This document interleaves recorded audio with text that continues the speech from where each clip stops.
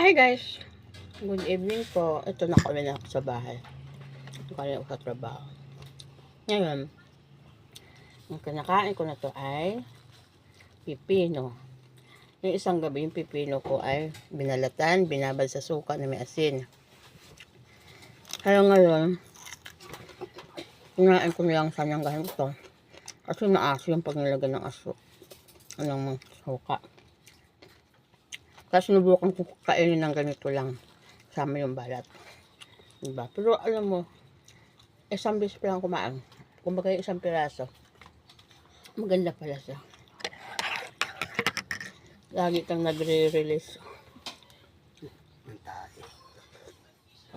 Laging nagre-release talaga.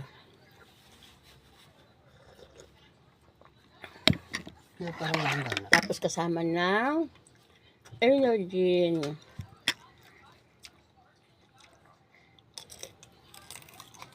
Hinihit na yung ano. Ito yung nangangamoy. Anuhin mo na yun. Nangangamoy. Ang medyo nakahangin na. Nangangamoy. Nahangin na? Oo, ito lang sa lamesa na. Nangangamoy daw. Kaya pala nangangamoy.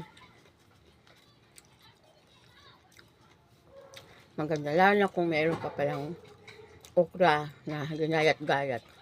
Tapos ibabad mo sa isang pitsil o tubig. Tapos yung tubig yun yung inumin mo. Madulas. Nakakatanggal ng uric acid. Ako lang. Pag natatabangan ka, ang gabi na ng asin, di ba? Tama. Ito lang kakainin ko tuwing gabi. Isang pipino. Nakatamtaman na yung laki. Na kaya kong ubusin.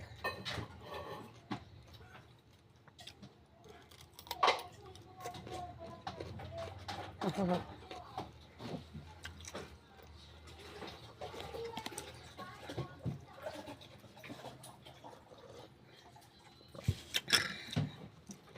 Diba? Sa inyo guys, tulad sa akin na mataba. Tapos parang hirap mag-release. Gano'n. Subukan nito. Maganda.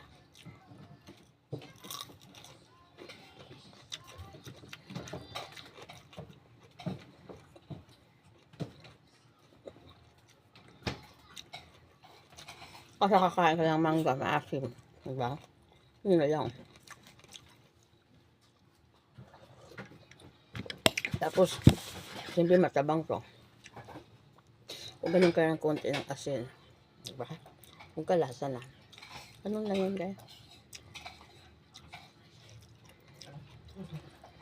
Maraming tinuro sa akin ng mga pang ano-ano.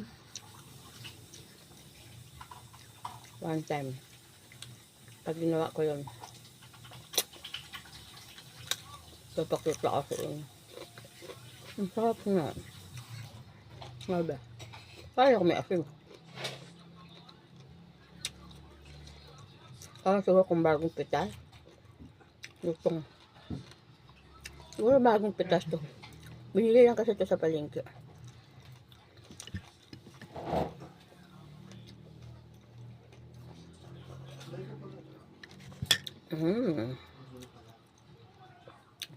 Kaya ito na lang gagawin ko tuwing gabi. Ito ang hapunan ko. So, guys, hanggang dito na lang ang aking video. Sana ay natuwa kayo at may natutunan kahit paano sa kinakain ko ngayon na pipino. Promise maganda talaga siya. Bye!